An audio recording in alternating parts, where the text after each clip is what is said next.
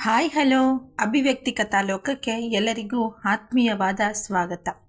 ಹುಸಿರಾದೆ ನೀ ಜೀವಕ್ಕೆ 70ನೇ ಎಪಿಸೋಡ್ ಇವಾಗ ಶುರು ಮಾಡೋಣ. ಆದರೆ ಅವನ ಪ್ರಶ್ನೆಗೆ ನಗುತ್ತಾ ಆ ಹೆಂಗಸು, ಇಲ್ಲಿ ಬರೋರೆಲ್ಲ ತಮ್ಮ ಕೆಲಸ ಆಗಬೇಕು ಅನ್ನೋ ಆತುರದಲ್ಲೇ ಬರ್ತಾರೆ. ನೀನೇ ಅನ್ಸತ್ತೆ ಈ ಮುದುಕಿ ಆರೋಗ್ಯವನ್ನು ವಿಚಾರಿಸ್ತಾ ಇರೋದು. ವಯಸ್ಸಿದ್ದಾಗ ನಮ್ಮನ್ನು ಅನುಭವಿಸಿದ ಗಂಡಸರು ಈಗ ವಯಸ್ಸಾದ ಈ ಮುದುಕಿಯನ್ನು ನೋಡಿ ಮುಖ ಕಿವುಚ್ತಾರೆ. ಆದರೆ ನೀನೇ ಕಣಪ್ಪ, ನಾನು ನೋಡಿಯೂ ನಗುಮುಖ ಹೊತ್ತು ಮಾತನಾಡಿದ್ದು. ಬಾರಪ್ಪ ಒಳಗೆ, ಏನು ಬೇಕಾಗಿತ್ತು ಕೇಳಿದವರು ಮರುಕ್ಷಣವೇ ಹಣೆ ಚೆಚ್ಕೊಂಡು, ಈ ಮನೆಗೆ ನಿನ್ನಂತಹ ಬಿಸಿ ರಕ್ತದ ಯುವಕ ಯಾಕೆ ಬರ್ತಾರೆ ಹೇಳು? ಇಷ್ಟು ವರ್ಷದ ನನ್ನ ಅನುಭವ ಕೂಡ ನಿನ್ನ ನೋಡಿ ಯಾಕೋ ಮಂಕ್ ಹಿಡಿದು ಬಿಡ್ತು. ಆದರೂ ನಿನ್ನ ನೋಡಿದ್ರೆ ದೊಡ್ಡ ಮನೆ ಹುಡುಗನ ಹಾಗೆ ಕಾಣ್ತೀಯ. ನೀನ್ಯಾಕಪ್ಪ ಇಲ್ಲಿಯ ಜನರ ಸಹವಾಸ ಬೇಕು? ಅದ್ಯಾಕೋ ಓಜಸ್ನ ಕಂಡು ಅವನಿಗೆ ಕಿವಿ ಮಾತು ಹೇಳಬೇಕು ಅನಿಸಿತ್ತು ಆ ಹೆಂಗಸಿಗೆ. ಆದರೆ ಅಷ್ಟರಲ್ಲಿ ಕೆಂಪು ಬನಾರಸ್ ಸೀರೆ ಹುಟ್ಟು ಬಾಯಿ ತುಂಬ ತಾಂಬೂಲ ತುಂಬಿಕೊಂಡಿದ್ದ 50ರ ಆಸುಪಾಸಿನ ಸ್ಥೂಲ ಕಾಯದ ಹೆಂಗಸು ಮೈ ಬೆಳಕಿಸುತ್ತಾ, ಹೋ, ಯಾವುದೋ ಹೊಸ ಸಾಹೇಬ ನಮ್ಮನ್ನು ಹುಡ್ಕೊಂಡು ಬಂದಿದ್ದಾರೆ. ಏಯ್ ಮುದುಕಿ, ಇವರನ್ನು ನೀನೇನು ಮಾತಾಡ್ಸ್ಕೊಂಡು ನಿಂತಿದ್ಯಾ? ಹೋಗು, ಸಾಹೇಬ್ರಿಗೆ ಕುಡಿಯೋಕೆ ಏನಾದರೂ ತೊಗೊಂಡು ಬಾ. ನಿಮಗೆ ಲೋಕಲ್ ಆಗುತ್ತಾ ಇಲ್ಲ ಫಾರಿನ್ ಬೇಕಾ ಕೇಳಿದ್ರೆ ಹುಬ್ಬು ತೀಡಿಕೊಳ್ಳುತ್ತಾ ತನ್ನ ಜೇಬಿನಿಂದ 500ರ ಒಂದು ಕಂತನ್ನು ತೆಗೆದು ಆ ಹೆಂಗಸಿನ ಮುಂದೆ ಹಿಡಿದವನು, ನನ್ನ ಗೆಳೆಯನೊಬ್ಬ ನಿಮ್ಮ ಮನೆಗೆ ಬಂದಿದ್ದಾಗ ಒಂದು ಹೆಣ್ಣು ಅವನನ್ನು ಬಹಳ ಸಂತೋಷಪಡಿಸಿದ್ಲಂತೆ. ಅವನು ಕೊಟ್ಟ ವರ್ಣನೆ ಕೇಳಿ ನಾನಂತೂ ಹುಚ್ಚಾಗಿ ಬಿಟ್ಟಿದ್ದೀನಿ. ಅದಕ್ಕೆ ನನಗೆ ಅವಳೇ ಬೇಕು ಅಂತ ಬೇರೆ ಊರಿನಿಂದ ನಿಮ್ಮ ಮನೆಯನ್ನೇ ಹುಡ್ಕೊಂಡು ಬಂದಿದ್ದೀನಿ. ಆ ಹೆಂಗಸಿನ ಆ ಹುಡುಗಿ ಹೆಸರು ಗೊತ್ತಿಲ್ಲ, ಆದರೆ ವಯಸ್ಸು 26 ಇಲ್ಲ 27 ಇರಬಹುದು. ಓಜಸ್ಗೆ ಈ ವಾತಾವರಣ ಹೊಟ್ಟೆ ತೊಳೆಸುವಂತೆ ಮಾಡ್ತಿದ್ರು.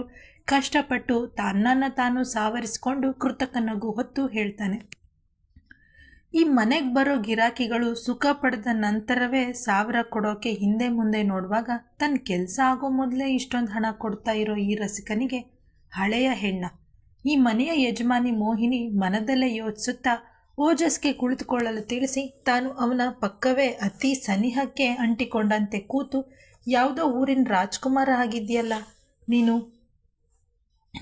ಈ ವಯಸ್ಸಾದ ಹೆಂಗಸನ್ನೇ ಹೀಗೆ ಸೆಳೀತಾ ಇದೆಯಲ್ಲ, ಹಬ್ಬ ಮನ್ಮಥನೇ ಕಣೋ ನೀನು. ಗೋಧಿ ಮೈ ಬಣ್ಣ, ಸಾಧಾರಣ ಎತ್ತರವಾದ ಮೈಕಟ್ಟು, ಸದೃಢ ಆಕರ್ಷಕ ಅಂಗಸೌಷ್ಠವದವನ್ನು ಕಂಡು ಅವನನ್ನು ತಾನೇ ಮೋಹಿಸುತ್ತಾ ಅವನ ಹುರಿಗಟ್ಟಿದ ಎದೆಯನ್ನು ಸವರುತ್ತಾ, ಈ ರಾಜ್ಕುಮಾರನಿಗೆ ಅದ್ಯಾವುದೋ ಹೆಣ್ಣು ಯಾಕೆ ಬೇಕು?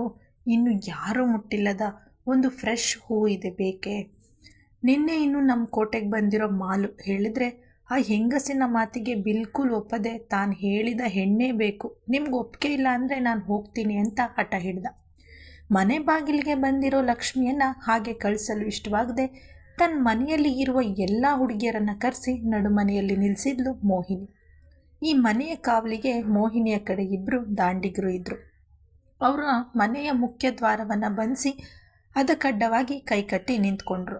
ಇದನ್ನು ಗಮನಿಸಿದ ಓಜಸ್ ತುಟಿ ಅಂಚಲ್ಲಿ ನಗು ಮೂಡಿತ್ತು. ಇಷ್ಟೊಂದು ಹುಡುಗಿಯರ ಕಾವಲು ಕಾಯಲು ಇವರಿಬ್ಬರೇ ಸಾಕ ಕೇಳ್ದ.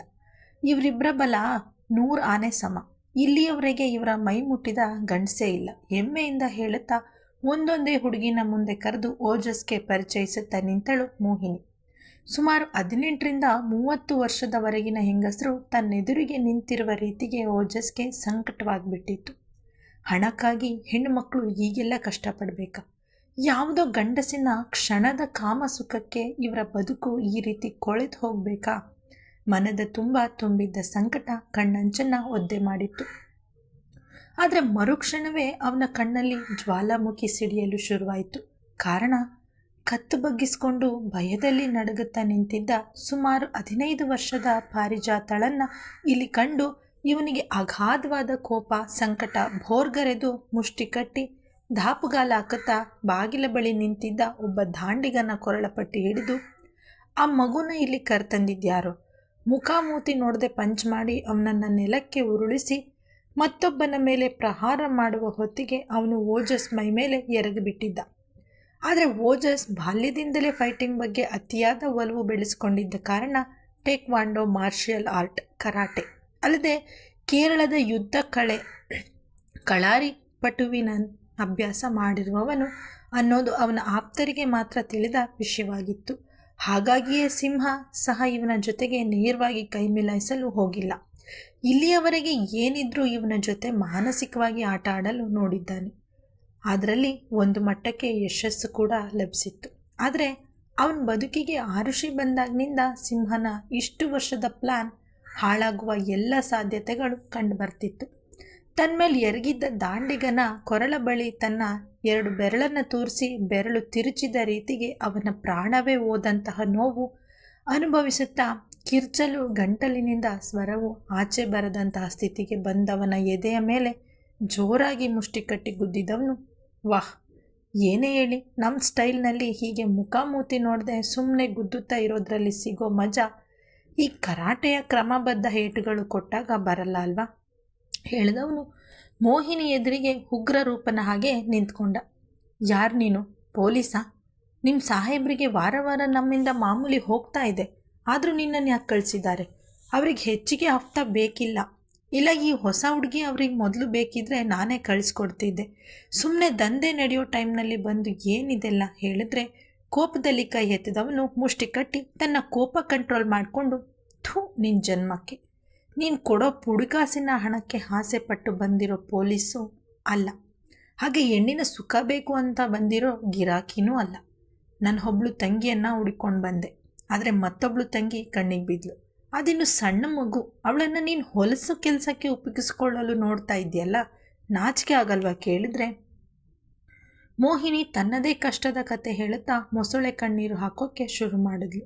ಅವಳು ಯಾವ ಕಣ್ಣೀರ ಕತೆಗೂ ಕರಗದೆ ಈ ಹುಡುಗಿಯನ್ನು ಎಷ್ಟು ದುಡ್ಡಿಗೆ ಯಾರು ಮಾರಿದ್ದು ಕೋಪದಲ್ಲಿ ಅಬ್ಬರಿಸಿ ಕೇಳ್ದ. ಪಾರಿಜಾತ ಈಗ ತನ್ನೆಲ್ಲ ಧೈರ್ಯ ಒಗ್ಗೂಡಿಸಿ ಓಜಸ್ ಬಳಿಗೆ ಓಡಿ ಬಂದು ಅವನನ್ನು ತಬ್ಬಿಕೊಂಡು, ಅಣ್ಣ, ನೀವು ಶ್ರೀ ಸಾಯಿ ಆಸ್ಪತ್ರೆ ವೈದ್ಯರ ಹತ್ರ ಮಾತಾಡಿದ ಮೇಲೆ ನನ್ನ ತಮ್ಮನ ಆಪ್ರೇಷನ್ ಆಯಿತು. ಆದರೆ ನಂತರ ಅವನಿಗೆ ಔಷಧಿ ಟಾನಿಕ್ ಆಗಾಗ ಮತ್ತು ಸ್ಕ್ಯಾನ್ ಅಂತೆಲ್ಲ ಇನ್ನೂ ಖರ್ಚಿದೆ ಅಂತ ಹೇಳಿದಾಗ ನನ್ನ ಅಮ್ಮ ನಮ್ಮ ಮನೆಯ ಓನರ್ ಹತ್ರ ನಮ್ಮ ಕಷ್ಟ ಹೇಳಿಕೊಂಡು ಹೋಟೆಲ್ ಹಾಗೆ ನನ್ನ ಹೊಲಿಗೆ ಕೆಲಸದಿಂದ ಬರೋ ದುಡ್ಡಲ್ಲಿ ಕಂತು ಕಟ್ಕೊಂಡು ಹೋಗ್ತೀವಿ. ಈಗ ಸ್ವಲ್ಪ ಸಹಾಯ ಮಾಡಿ ಅಂತ ಕೇಳಿಕೊಂಡ್ರೆ ಸಿಟಿಯಲ್ಲಿ ಒಂದು ಕೆಲಸ ಇದೆ, ಕೈ ತುಂಬ ಸಂಬಳ ಬರುತ್ತೆ ಅಂತ ಆಸೆ ತೋರಿಸಿ ಅಮ್ಮನಿಗೆ ನಿಮ್ಮ ಮಗನ ಯೋಗಕ್ಷೇಮ ನೋಡ್ಕೊಳ್ಳಿ ಅಂತ 50,000 ಕೊಟ್ಟು ನನ್ನ ಕರ್ಕೊಂಡು ಬಂದು ಈ ಮನೆಯಲ್ಲಿ ಈ ಹೆಂಗಸು ಹೇಳ್ದಂಗೆ ಕೇಳ್ಕೊಂಡಿರು ಅಂತ ಹೇಳಿಬಿಟ್ಟು ಹೋದರು. ನಾನು ಮೊದಲು ಮನೆ ಕೆಲಸ ಅಂದ್ಕೊಂಡೆ ಅಣ್ಣ, ಆದರೆ ನಿನ್ನೆ ಇವರು ನನಗೆ ಈ ಸೀರೆ ಉಡಿಸಿ ಹೀಗೆಲ್ಲ ತುಟಿಗೆ ಬಣ್ಣ ಹಚ್ಚಿ ಹೂ ಮುಡಿಸಿ ಯಾವುದೇ ಗಂಡಸು ಬಂದು ಏನು ಮಾಡಿದ್ರು ಸುಮ್ಮನೆ ಇರಬೇಕು ಅಂತ ಹೇಳಿದ್ರು. ಆಗಲೇ ಗೊತ್ತಾಗಿದ್ದು ನಾನು ಯಾವ ಸ್ಥಿತಿಲಿದ್ದೀನಿ ಅಂತ. ನಿನ್ನೆಲ್ಲ ಕೂಗಾಡಿ ರಂಪಾಟ ಮಾಡಿಬಿಟ್ಟೆ. ಅದಕ್ಕೆ ನಿನ್ನೆ ರಾತ್ರಿಯಿಂದ ನನಗೆ ತಿನ್ನೋಕೆ ಕುಡಿಯೋಕೆ ಏನೂ ಕೊಡದೆ ರೂಮಲ್ಲಿ ಕೂಡಾಕಿದ್ರು. ಈಗ ಯಾರೋ ಬಂದರು ಅಂತ ನನ್ನ ಕರ್ಕೊಂಡು ಬಂದು ಇಲ್ಲಿ ನಿಲ್ಲಿಸಿದಾಗ ನನ್ನ ಪ್ರಾಣ ಹೋದಂಗಾಗಿತ್ತು. ಆದರೆ ನಿಮ್ಮನ್ನು ಇಲ್ಲಿ ನೋಡಿ ಆ ದೇವರೇ ನನ್ನ ಎದುರಿಗೆ ಪ್ರತ್ಯಕ್ಷ ಆದರು ಅಂತ ಅನ್ನಿಸ್ತಾ ಇದೆ ಅಣ್ಣ. ಕಣ್ಣೀರು ಹಾಕುತ್ತಾ ತನ್ನ ವ್ಯಥೆ ಹೇಳ್ಕೊಂಡ ಹುಡುಗಿಯನ್ನು ಕರ್ಕೊಂಡು ಹೋಗ್ಲು ನೋಡಿದ್ರೆ ಓಜಸ್ನ ಅಡ್ಡಗಟ್ಟಿ, ಇವಳಿನ್ನೂ ಎಳಸು, ಡಿಮ್ಯಾಂಡ್ ಜಾಸ್ತಿ ಅಂತ 2 ಲಕ್ಷ ಕೊಟ್ಟಿದ್ದೀನಿ, ನೀನು ಜುಜುಬಿ 50,000 ಕೊಟ್ಟು ಈ ಹುಡುಗಿನ ಎಲ್ಲಿ ಕರ್ಕೊಂಡು ಹೋಗ್ತಿದ್ಯಾ ಕೇಳಿದ್ರೆ ಕೋಪಕ್ಕೆ ಹಲ್ಲು ಕಡ್ದವನು ನಿನ್ನಂತಹ ಹೆಂಗಸಿನ ಜೊತೆಗೆ ನನಗೆಂತ ಮಾತು ಹೇಳಿದವನು ಅಲ್ಲಿ ನಿಂತಿದ್ದ ಹೆಣ್ಣು ಮಕ್ಕಳನ್ನು ನೋಡಿ, ಇಲ್ಲಿ ಯಾರಾದರೂ ಈ ಕಸಬು ಇಷ್ಟ ಇಲ್ಲದೆ ಈ ಹೆಂಗಸಿನ ಬಲವಂತಕ್ಕೆ ಇಲ್ಲಿದ್ದೀರಾ ಅಂದರೆ ನನ್ನ ಜೊತೆ ಬರ್ಬೋದು, ನಿಮ್ಗೆ ಒಳ್ಳೆ ಭವಿಷ್ಯ ಕಲ್ಪಿಸಿಕೊಡೋ ಜವಾಬ್ದಾರಿ ನನ್ನದು ಹೇಳಿದ್ರೆ ಮೋಹಿನಿಗೆ ಎದರಿ ಒಬ್ಬರ ಮುಖವನ್ನೊಬ್ಬರು ನೋಡಿಕೊಂಡು ಇಲ್ಲ ನಾವು ಬರಲ್ಲ ಅನ್ನುವಂತೆ ತಲೆ ಹಾಡಿಸಿದ್ರು. ಮೋಹಿನಿ ಕುಹಕವಾಗಿ ಗಹಗಹಿಸಿ ನಗುತ್ತಾ, ಈ ಏರಿಯಾ ರೌಡಿ ಪೊಲೀಸ್ ಎಲ್ಲ ನನ್ನ ಜೇಬೊಳಗಿದ್ದಾರೆ, ನೀನು ಈ ಹುಡುಗಿನ ಎಲ್ಲಿ ಕರ್ಕೊಂಡು ಹೋದರೂ ನಿನ್ನ ಮೇಲೇ ಅಪಹರಣ ಕೇಸ್ ಹಾಕಿಸಿ ಜೀವನ ಪೂರ್ತಿ ಅಯ್ಯೋ ಯಾಕಾದರೂ ಈ ಮೋಹಿನಿ ತಂಟೆಗೆ ಬಂದೆ ಅಂತ ಕಣ್ಣೀರು ಹಾಕಬೇಕು, ಹಾಗೆ ಮಾಡ್ತೀನಿ ಹೇಳಿ ಅಲ್ಲೇ ಇದ್ದ ಹೂಕುಂಡದಲ್ಲಿ ಬಾಯಲ್ಲಿದ್ದ ತಾಂಬೂಲ ಉಗಿದ್ರೆ ಓಜಸ್ ಹಾಸ್ಯ ಪಡುತ್ತಾ, ನಾನು ಹೆಂಗಸರ ಮೇಲೆ ಕೈ ಮಾಡೋದಿಲ್ಲ, ಆದರೆ ನಿನ್ನಂತಹ ತಾಟ್ಕಿಯನ್ನು ಸುಮ್ಮನೆ ಬಿಡೋದಿಲ್ಲ ಎಂದು ಹೇಳಿ ಅವಳ ಕೆನ್ನೆಗೆ ರಪರಪನೆ ಬಾರಿಸಿದ ರೀತಿಗೆ ತುಟಿ ಬಿರಿದು ರಕ್ತ ಬಂದಿತ್ತು. ಅಲ್ಲದೆ ಅವಳ ಮುಖ ಕೂಡ ಊದ್ಕೊಂಡ್ಬಿಟ್ಟಿತ್ತು. ಅಲ್ಲಿದ್ದ ಅಡುಗೆ ಮನೆಯ ಬಾಗಿಲಲ್ಲಿ ನಿಂತಿದ್ದ ವೃದ್ಧ ಹೆಂಗಸಿಗೆ ನೆಲದ ಮೇಲೆ ಬಿದ್ದಿದ್ದ ಹಣದ ಕಂತನ್ನು ತಗೊಂಡೋಗಿ ಕೊಟ್ಟು ಒಳ್ಳೆ ಡಾಕ್ಟರ್ ಹತ್ರ ಚೆಕಪ್ ಮಾಡಿಸ್ಕೊಳ್ಳಿ ಎಂದು ಹೇಳಿ ತನ್ನ ಮೊಬೈಲ್ನಲ್ಲಿ ಮಹೇಂದ್ರನಿಗೆ ಕೇಳಿ ತರಿಸ್ಕೊಂಡಿದ್ದ ಸುಧಾಳ ಫೋಟೋನ ತೋರಿಸಿ ಇವ್ರು ಎಲ್ಲಿ ಸಿಗ್ತಾರೆ ಕೇಳಿದ್ರೆ ಕಣ್ಣು ಕಿರಿದು ಮಾಡಿ ನೋಡಿದವರು, ನನ್ನಂತೆಯೇ ಇವಳು ಕಾಯಿಲೆಗೆ ತುತ್ತಾಗಿ ಈಗ ಈ ದಂಧೆಗೆ ಆಗಿ ಬರಲ್ಲ ಅಂತ ನನ್ನ ಹಾಗೆ ಕೆಲಸ ಮಾಡ್ಕೊಂಡಿದ್ದಾಳೆ, ಹಾಗೆ ನೀನು ಹೇಳ್ದಾಗೆ ನನಗೆ ಹಾಗೆ ಈ ಹುಡುಗಿಗೆ ಯಾವುದೇ ಚಿಕಿತ್ಸೆ ಸಹಾಯ ಮಾಡಲ್ಲ ಕಣಪ್ಪ. ನಮಗೆ ಈ ಬದುಕು ಅನ್ನೋದೇ ನರಕ, ಸಾವೇ ಸುಖ ಅಂಥೇಳಿ ಕಣ್ಣೀರು ಹಾಕುತ್ತಾ ತಮಗೆ ಏಡ್ಸ್ ಕಾಯಿಲೆ ಬಂದಿದೆ ಎಂದು ಹೇಳಿದ್ದೆ ತಡ ಓಜಸ್ಗೆ ನಿಂತ ನೆಲವೇ ಕುಸಿದು ಹೋದಂತಾಯಿತು. ಬೆಂಗಳೂರಿನಲ್ಲಿ ಈ ವೇಶ್ಯಾವಾಟಿಕೆ ದಂಧೆ ಹೈಟೆಕ್ನಲ್ಲಿ ಸಹ ನಡೆಯುತ್ತೆ, ಹಾಗೆ ಈ ಕೊಳಗೇರಿಯಂತಲ್ಲಿಯೂ ಸಹ.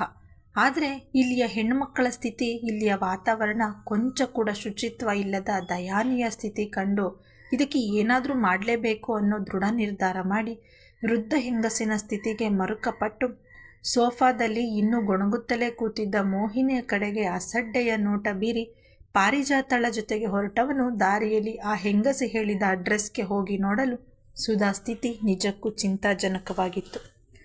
ತಕ್ಷಣ ಶ್ರವಣ್ಗೆ ಫೋನ್ ಮಾಡಿ ಕರೆಸ್ಕೊಂಡ ಓಜಸ್ ಈ ವೇಶ್ಯಾವಾಟಿಕೆ ಮನೆಯಲ್ಲಿ ನಡೆದ ಎಲ್ಲ ವಿಚಾರ ತಿಳಿಸಿದಾಗ ನೇರವಾಗಿ ಕಮಿಷನರ್ಗೆ ಕಾಲ್ ಮಾಡಿ ಈ ಏರಿಯಾ ಪೊಲೀಸರು ಕಾನೂನು ರಕ್ಷಕರ ಬದಲು ಭಕ್ಷಕರಾಗಿದ್ದಾರೆ ಅಂತ ಹೇಳಿದಾಗ ಆ ಹೆಣ್ಣು ಮಕ್ಕಳ ದಂಧೆಯನ್ನು ತಡೆಗಟ್ಟಲು ಆದಷ್ಟು ಬೇಗ ಒಂದು ಹೊಸ ಟೀಮ್ ಫಾರ್ಮ್ ಮಾಡಿ ನೀವೇ ಅದನ್ನು ಲೀಡ್ ಮಾಡಿ, ಹಾಗೆ ಸೆನ್ಸೇಷನ್ ನ್ಯೂಸ್ ಆಗಿರುವ ಈ ಮಹಿಮ್ ಕೇಸ್ನ ಸಹ ಆದಷ್ಟು ಬೇಗ ಮುಗಿಸಿಕೊಡಿ ಎಂದು ಹೇಳಿ ಕರೆ ತುಂಡರಿಸಿದರು.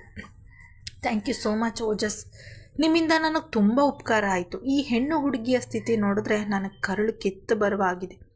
ಇನ್ನು ಇವರ ತಂದೆ ತಾಯಿ ಗತಿ ಏನಾಗಿರಬೇಡ. ಇದಕ್ಕೆಲ್ಲ ಆ ಚಂದ್ರಕ್ಕಿಂತ ತಕ್ಕ ಶಿಕ್ಷೆ ಅನುಭವಿಸಲೇಬೇಕು. ದಕ್ಷ ಪೊಲೀಸ್ ಅಧಿಕಾರಿ ಕಣ್ಣಲ್ಲಿಯೂ ಆ ಹೆಣ್ಣು ಹುಡುಗಿಯ ಹೀನಾಯ ಸ್ಥಿತಿ ನೋಡಿ ಕಣ್ಣು ತುಂಬಿತ್ತು. ಅಣ್ಣ, ನೀವು ಯಾವಾಗ ಹೇಳಿದ್ರು ಬಂದು ಕೋರ್ಟಲ್ಲಿ ಸಾಕ್ಷಿ ಹೇಳ್ತೀನಿ, ನನಗೆ ಯಾರ ಭಯ, ಸಾವನ್ನೇ ಬೆನ್ನೇರಿಸ್ಕೊಂಡು ಓಡಾಡ್ತಾ ಇದ್ದೀನಿ ಹೇಳಿದಾಗ ಬಾಳಿ ಬದುಕಬೇಕಾದ ಹುಡುಗಿಯ ಮಾತು ಕೇಳಿ ಓಜಸ್, ಶ್ರವಣ್ ಇಬ್ಬರಿಗೂ ಹೇಳಲಾರದಷ್ಟು ದುಃಖ ಉಮ್ಮಳಿಸಿ ಬಂದಿತ್ತು. ಮಧ್ಯರಾತ್ರಿ ಕಳೆದರೂ ಇನ್ನೂ ಓಜಸ್ ಮನೆಗೆ ಬಂದಿಲ್ಲ ಅನ್ನೋ ಆತಂಕದಲ್ಲಿ ಮನೆ ತುಂಬ ಶತಪಥ ತಿರುಗುತ್ತಾ ಇರುವ ಆರುಷಿ ಕಾಲಿಂಗ್ ಬೆಲ್ ಸದ್ದಾಗುತ್ತಲೇ ಓಡಿ ಹೋಗಿ ಕದ ತೆರೆದ್ಲು. ಆದರೆ ಅವಳು ಊಹಿಸಿದಂತೆ ಮನೆ ಬಾಗಿಲಲ್ಲಿ ಸುಧಾ ಬದಲು ತಾನು ಹಿಂದೆ ಕೆಲಸದ ಮೇಲೆ ಬೆಂಗಳೂರು ವಲಯಕ್ಕೆ ಹೋಗಿದ್ದಾಗ ಅಲ್ಲೊಂದು ಸಣ್ಣ ಹೋಟೆಲ್ನಲ್ಲಿ ಭೇಟಿಯಾಗಿದ್ದ ಪುಟ್ಟ ಹುಡುಗಿ ಪಾರಿಜಾತನ ಕಂಡು ಅಚ್ಚರಿಗೊಂಡ್ಳು. ಇಲ್ಲಿ ಇಷ್ಟೊತ್ತಲ್ಲಿ ಇವಳೇನು ಮಾಡ್ತಾ ಇದ್ದಾಳೆ ಅನ್ನೋ ಅನುಮಾನ ಕಾಡಿದ್ರು ಅವಳ ಮಂಕಾದ ಮುಖ ನೋಡಿ ಪ್ರೀತಿಯಿಂದ ಅವಳ ತಲೆ ನೇವರಿಸಿ ಮನೆಯೊಳಗೆ ಬರಮಾಡಿಕೊಂಡ ಆರುಷಿ, ಇವಳು ನಿಮ್ಗೆಲ್ಲಿ ಸಿಕ್ಕಳು ಅಂತ ಓಜಸ್ಗೆ ಪ್ರಶ್ನೆ ಮಾಡಿದರೆ ಅವನು ನಡೆದ ಎಲ್ಲ ವಿಚಾರ ತಿಳಿಸ್ದ. ಒಂದು ಕ್ಷಣ ಮೌನಕ್ಕೆ ಜಾರಿದ ಆರುಷಿ ಓಜಸ್ ಇವಳ ಪಕ್ಕ ಕೂತು ಕೈ ಹಿಡಿದು ಏನಾಯಿತು ಕೇಳಿದ ರೀತಿಗೆ ಎಚ್ಚೆತ್ತು, ಈಗ ಹೀಗೆ ಯೋಚನೆ ಮಾಡ್ತಾ ಕೂರೋ ಸಮಯ ಅಲ್ಲ ಎಂದು ಅಡುಗೆ ಮನೆಗೆ ಎದ್ದು ಹೋಗಿ ತಟ್ಟೆಗೆ ಊಟ ಬಡಿಸ್ಕೊಂಬಂದು ತಾನೇ ಪಾರಿಜಾತಿಗೆ ಕೈಯಾರೆ ತುತ್ತು ತಿನ್ನಿಸುತ್ತಾ ನಾವೆಲ್ಲ ನಿನ್ನ ಜೊತೆ ಇದ್ದೀವಿ, ಇನ್ಮೇಲೆ ನಿನ್ನ ತಂಟೆಗೆ ಯಾರೂ ಬರಲ್ಲ, ಹೆದರಬೇಡ ಅಂತ ಧೈರ್ಯ ಹೇಳಿದ್ಲು. ಆದರೂ ಒಳಗೊಳಗೆ ಭಯದ ಬೇಗೆಯಲ್ಲಿ ಬೆಂದು ಹೋಗ್ತಿರುವ ಆ ಪುಟ್ಟ ಹುಡುಗಿ, ಅಣ್ಣ ನಿಮ್ಮ ದಮ್ಮಯ್ಯ ಅಂತೀನಿ, ಈಗ ನನ್ನ ಕರ್ಕೊಂಡು ಹೋಗಿ ನಮ್ಮ ಮನೆಗೆ ಬಿಡಬೇಡಿ, ಅಲ್ಲಿ ಮತ್ತೆ ಆ ಓನರ್ ಅಂಕಲ್ ನನ್ನ ಆ ಹೆಂಗಸಿನ ಮನೆಗೆ ಕರ್ಕೊಂಡು ಹೋಗಿ ಬಿಟ್ಟರೆ ಕಷ್ಟ ಎಂದು ಕಣ್ಣೀರು ಹಾಕುತ್ತಾ ಕೇಳಿಕೊಂಡ್ರೆ ಅವಳನ್ನು ಸಮಾಧಾನಿಸಿ ಅವಳನ್ನು ತಮ್ಮ ಜೊತೆಗೆ ಊರಿಗೆ ಕರೆದುಕೊಂಡು ಹೋಗೋ ನಿರ್ಧಾರ ಮಾಡಿರುವುದಾಗಿ ತಿಳಿಸ್ತಾನೆ ಓಜಸ್. ನಂತರ ಪಾರಿಜಾತಗೆ ಹೋಗಿ ಆರಾಮಾಗಿ ಮಲಗು, ಹೆಚ್ಚು ಚಿಂತೆ ಮಾಡಬೇಡ ಅಂತ ಹೇಳಿ ಒಂದು ಮುಖ್ಯ ವಿಷಯ ಮಾತನಾಡಬೇಕು ಎಂದು ಶ್ರವಣ್ಗೆ ಕರೆ ಮಾಡ್ತಾನೆ. ಹೇಗಾದರೂ ಮಾಡಿ ಈ ಹುಡುಗಿಯನ್ನು ಆ ಹೆಂಗಸಿಗೆ ಮಾರಿದ ಅವಳ ಮನೆಯ ಓನರ್ಗೆ ಕಾನೂನಿನ ಚೌಕಟ್ಟಿನಲ್ಲೇ ಶಿಕ್ಷೆ ಕೊಡಿಸೋಕ್ಕಾಗತ್ತಾ ಅಂತ ಕೇಳಿ, ಹಾಗೆ ಪಾರಿಜಾತಳ ಅಮ್ಮ ಹಾಗೆ ತಮ್ಮನನ್ನು ಸಹ ತನ್ನ ಊರಿಗೆ ಕಳುಹಿಸಿಕೊಡಿ ಎಂದು ಕೋರಿಕೆ ಇಟ್ಟನು. ಕತೆ ಮುಂದಿನ ಭಾಗದಲ್ಲಿ ಮುಂದುವರಿಯುತ್ತದೆ. Thank you.